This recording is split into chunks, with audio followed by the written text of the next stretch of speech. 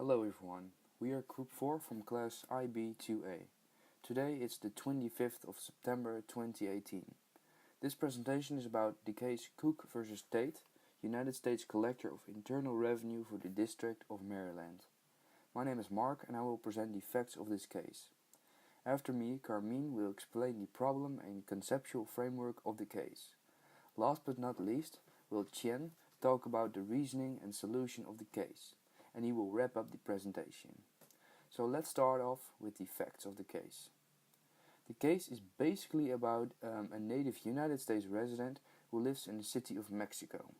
This Native American who lives in Mexico is plaintiff and demands $298.34 back from TAIT, United States Collector of Internal Revenue for the District of Maryland, who is defendant in the case. This $298.34 was paid by plaintiff as the first installment of an income tax paid. This tax was imposed under the Revenue Act of 1921.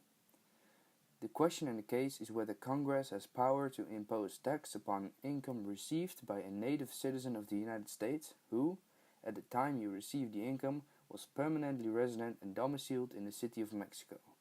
The income being from real and personal property located in Mexico. Plaintiff says that this is not only against the Constitution of the United States, but also against international law, and to support this, he cites many cases. The court that deals with the case is the United States Supreme Court. These were the most important facts of the case. Now Carmine will talk about the problem and conceptual framework. In the case Cook v. State, United States Collector of International Revenues for the District of Maryland, an American citizen that is resident in Mexico asked for the restitution of about $298 dollars from the District of Maryland.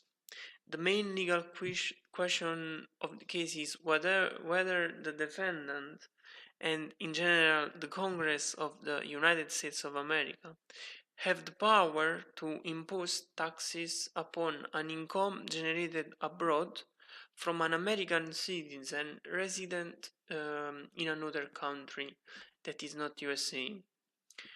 Relevant laws and regulations for this case are the base of income taxation that explain the different model of taxation system that the government can use. Those are the nationality principle, where the government can impose a tax on the worldwide income of its national or in general citizens, no matter where they are resident. After there is the residency principle, and according to this principle, a country taxes the worldwide income of any person legally resident within the territorial jurisdiction of the country. And the last one is the source principle, that instead state that a government may tax income derived from sources within its territory. In this specific case, the principle that applies is the nationality principle. So the United States, using this principle, can tax the worldwide income of its citizen, no matter where they are resident. So doesn't matter where they live. The important concept is that they are connected to the USA in somehow, and it means that the USA government can, in this case, tax these expats. So that was about problems and conceptual framework, and now I will continue with the reasoning and solutions. The plaintiff's argument is that the U.S. government do not have the right to collect his income tax on the plaintiff's property because at the moment the plaintiff was fully domiciled in Mexico and his property was also in Mexico. according to the nationality principle. A country may tax their citizens on their worldwide income wherever they reside. The U.S. government, by its nature, benefits the citizen and their property wherever found. Therefore, the U.S. government has the right and power to make the benefit complete.